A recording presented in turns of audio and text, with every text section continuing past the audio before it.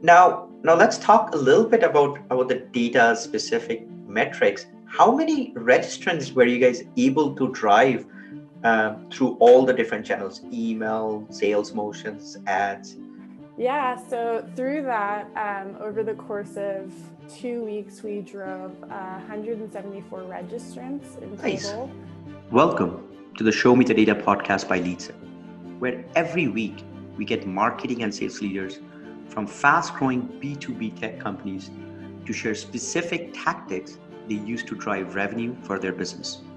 The best part, they share the exact metrics and data points behind each of their tactics. I'm your host, Tukan, the co-founder and CEO of LeadSift. See you there. Hello, everyone.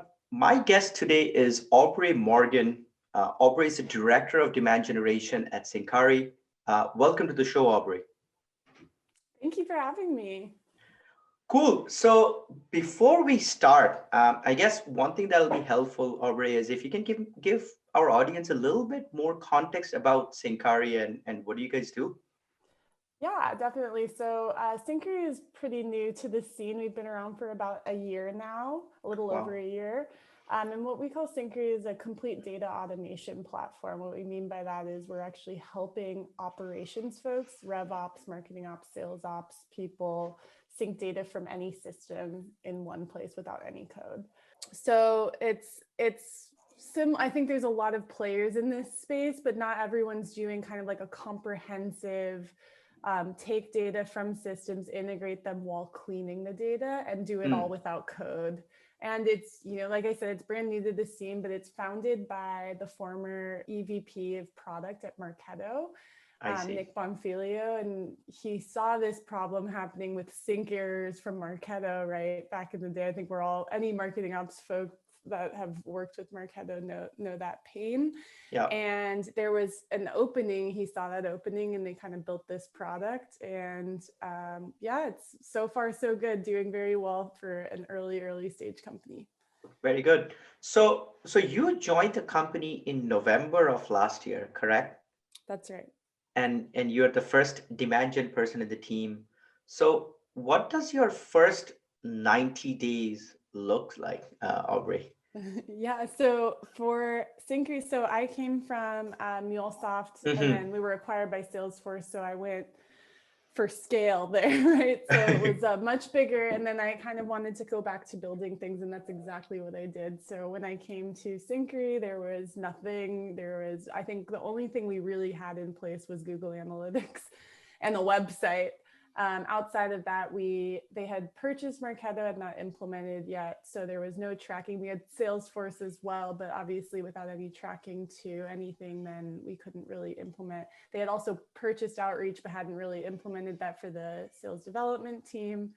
And they had briefly started running ads on LinkedIn, but outside of that, really hadn't scaled any programs, didn't have any social media, anything like that. So it was really building from the ground up. I think my first 30 days was just infrastructure, right? It was getting Marketo stood up, get lead scoring, get tracking on the website, get emails up and running out of, I think they were using MailChimp at the time, had to bring that into Marketo. And then obviously, getting campaigns running would be I think what's interesting is I started in November. Highly recommend starting a job in November because, the holidays come. It's a nice ramp period for, you have Thanksgiving and Christmas and Thanksgiving in the US. And so it kind of felt like it didn't fully have like a full 2-month period before the new year, right? So come January, that was really, I feel like, when things ramped, right? That was really when programs started launching. I think second week of January was really when I started putting budget behind our ads, getting a bunch of different programs out the door, conversation ads, AdWords, things like that. Nice. Prior to that, though, that was all infrastructure building and including using our own products. So I had to really get ramped up on how to use Syncari, which was pretty easy. But, with everything else going on, it was a lot for my brain to compute. Fair enough. So I guess after the first couple of months of you, laying the groundwork, building out the infrastructure side of things, it looks like one of your big tasks or I guess campaign is to launch this new feature which you guys were calling a data fitness index. Uh, tell us a little bit more about it. What was the overall goal for that feature release from a demand generation perspective? Yeah. Yeah, so Data Fitness Index was really like our first platform or product capability launch as a company. That was end of January. So just in your time frame, I was still in my 90 days. But I got to put my campaign hat on, which is something I'm very passionate about. But just kind of helping you understand that, like, as a company, we really didn't have KPIs. We didn't really have a benchmark to go up against. So truthfully, we were pulling in kind of, I think we had goals, but we weren't certain these were hypotheses, right? Because we didn't have the tracking or anything else prior to that from a demand gen perspective. Understood. So what is Data Fitness Index? I'll answer that first. Yeah. I think the easiest way to think about it is the Grammarly of data quality. If you've used Grammarly, it allows you to plug in all your systems and then uses intelligent algorithms to measure data completeness, accuracy, and consistency. And it comes in the form of a score, right? So you plug in all your systems and it's like, hey, your data fitness index is 60, which is not good in my mind. I mean, unless you like those kinds of grades, but and what's cool is you see an aggregate score across your systems, right? And then you can go a deeper dive into a specific system, a specific object, like your lead score is this, or your contact score is this.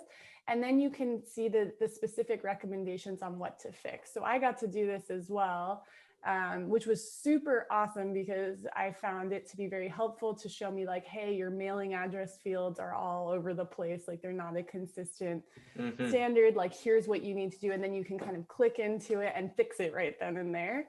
Nice. So it's great. And like I said, I actually use the product myself, so I can testify that it's incredible. And there's, I think there's some new enhancements that are coming up that include things like being able to add custom logic in there, which would say, like, I don't care about mailing address, right? Like, that one, it doesn't affect us, but this other field, and I want it to look exactly like this, for example, then you can actually put that in and then get that into your score. And so I think it's going to be kind of a game changer for the way that marketing ops folks elevate themselves, or sorry, I'm speaking to marketing ops because that's what I am, but any operations folks, I think, have a hard time explaining why they need to invest time in data quality.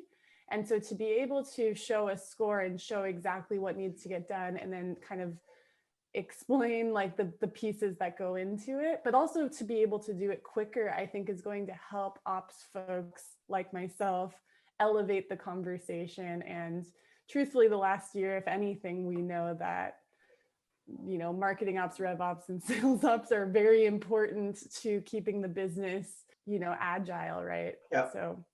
So I guess, so you are launching, this is the first public product or feature release for Syncari. And so what were the goals, Aubrey? Like, what were the main goals of this launch? I mean, yeah, if you distill it down to what was the main goal, knowing what we know, there's two goals. I'd say there's like one standard goal, which was meetings, right? So we wanted to hit, and truthfully, at the size of our company, we've only been selling for about a year, but we wanted one inbound opportunity at our ASP, our average sales price. So that's what we ended up doing. That was our ultimate goal. But then we also had this soft goal, which was to set benchmarks for the future, right? Which was absolutely on all these micro pieces that we're building, like what's the standard here, and then how do we build on that in the future? Okay, so the goal was to set the baseline and benchmark for future releases and future product campaigns, but from an objective perspective was to generate one inbound opportunity from the release for Data Fitness Index specifically. Perfect. So now let's talk about, you mentioned that you got a chance to put your campaign hat on. What were the things that you did from a campaign perspective to launch this? Yeah, definitely. So basically how I picked the components that went into the entire campaign was, from past experience and, kind of using what I thought were best practice rather than, I think just a mix of different channels, mix of different pieces of content. So the core content pieces, if you distill it down, was the live demo, right? Mm-hmm.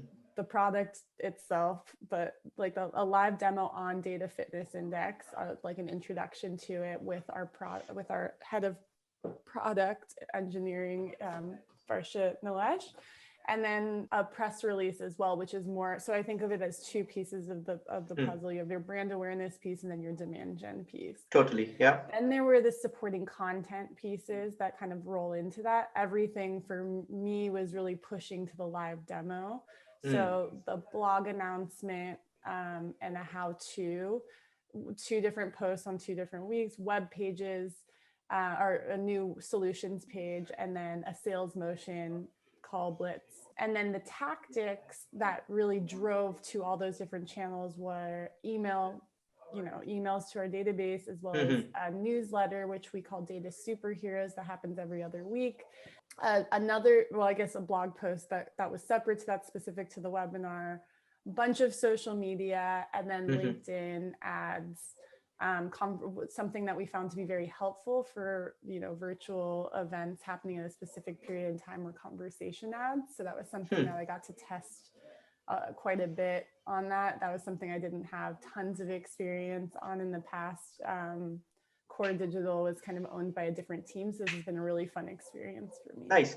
So when you said live demo, then Aubrey, is it someone can go in and connect their CRM, marketing automation, and get a demo, like see the data themselves, or was it a person doing a live demo? It was a person doing a live demo. So Varsha Nilesh, our head of engineering, she was doing the demo and also answering live questions from the audience about it. Oh, wow. So you were driving people to that while that live demo was happening. Yes. Prior, right? So there was like a registration page. I see. That people could register for, that was happening at a certain period in time, kind of like a virtual event. Got it. So from a demand gen perspective, that was one of the primary, I guess, call to action, is to get people to register for this event. That's right. Where this live demo was happening. Very good.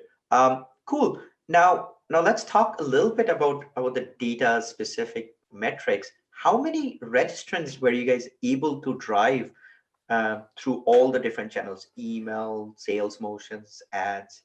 Yeah, so through that, over the course of 2 weeks, we drove 174 registrants in total. Nice. Okay. Yeah, and so I mean, that was pretty good. I think it's pretty good. I Absolutely. come from bigger company, so I wanted 2,000, but no, but it was good. I think that was good for a small company, and the biggest webinar we had done to date. There were some webinars prior, and then of that, there were 30 live attendees. The benchmark, I think that's about 18% attendance rate. Now there's a lot that we have to test in the future, right? Sure. That was not the benchmark that I set for that webinar, and like industry standard is typically around 30% live attendance during normal times. There's a lot of factors that go into that that are not,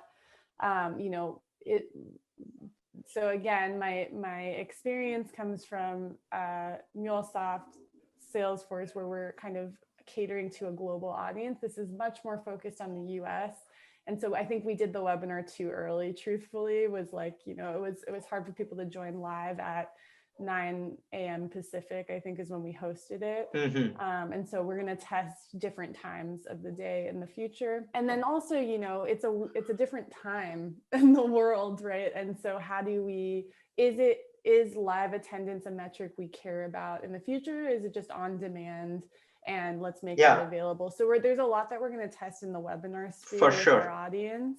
Okay. And it's completely different from what we did at MuleSoft too. So I'm testing quite a bit in the future. Makes sense. So out of the 170 registrants that you got, or 174, what was the channel that contributed the best number of registrants? Do you have any insights on that? Yes. So The biggest channel that we captured was LinkedIn referral traffic. So a couple of things, there were paid direct conversions. And then of course, I think what we see a lot of is, we had quite, we created also a LinkedIn event, which I think I didn't mention earlier, but that's actually been really great for capture. It's easier to capture registrants there. And it's just, you kind of get that network effect. Totally. So Yep. if there's an upcoming event, just plug in your email and now you're registered, right? So that was great.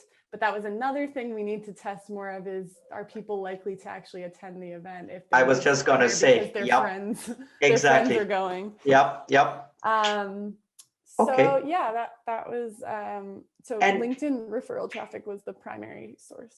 That is very cool. And how many of those 174 registrants or the 30 that live attended then became, lower down the funnel for you? How many of them actually helped you hit that, one opportunity booked from that? We did get one opportunity. Nice. There's a lot of meetings booked, but not quite the quality, which is, I think, a good, healthy thing. We had a lot of good discussions from that. I think a lot of people were just curious about it, still trying to figure out what we do. So there's a lot of brand awareness that we need to do as a company, right? And, trying to differentiate that this is just a capability within the larger platform. You can't just buy this one thing because it comes with everything else. So that, there was a lot of learnings there qualitatively, but we did ultimately get one meeting in pipe from inbound from the webinar. So that was good. Very nice. Now, I guess to wrap up then, Aubrey, based on, you coming from MuleSoft and Salesforce, which is completely different scale to more of a startup, what would you have done differently with regards to launching a product if you had to do it again? I mean, yeah, there's a lot of things we'd probably do differently. I think we would probably test more truthfully. I think there was a lot that, we could do as just, two people basically. And I would like to test more things with the sales team, testing messages, getting feedback. I think also capturing feedback. Webinars are great for that, right? You can actually capture feedback in real time. And, that this is because this was our first time doing something like this. I think there's so much that we're going to test in the future. I just wish that we had tested more, had more time to test prior. I think everyone says that probably. Yeah. And so that's probably what we're going to do in the future, just testing lots of different things like subject line, getting qualitative feedback, things like that moving forward. Do you think, Aubrey, if you guys had a landing page where someone could test it out or see the product in action, and if the call to action was for them to, fill out a form, connect their CRM, Marketo, or whatever systems to see the data, do you think that could have been a good play to launch a product? Something to note is that, the product's still very early days. Yes. So that is actually a very good suggestion and something that has been discussed and something that we want. I think it will actually be a really good play in the future, because I think data fitness index is something that could be a good hook. Yeah. People are curious about it, people want it. And then I think it's a good gateway into the larger conversation about what Syncari is. 100%. Yeah. But we need to, ensure, I think the biggest thing is ensuring everyone's data is secure, which happens when you get access to the whole platform. But, if we unleash one capability, we want to just make sure that works in favor. And then of course, making sure that people, have a good experience when they're trialing just one small component. So that is coming now. So great suggestion. No, because I think of this, HubSpot does this. They did the website grader where you could enter your website and it'll give you a grade, like on a score of 1 to 100. Yeah, right. And if you're 60, you're like, oh, I need to do better. What are the steps? That was one of the best. Marketing ops people were competitive.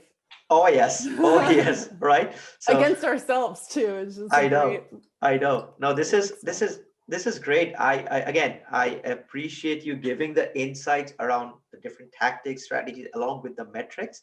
So this was very insightful. We at LeadSift, we are thinking of launching a couple new product or feature releases. So getting this insight and providing some baseline is great for us, I know, and I'm pretty sure our audience will find value out of it.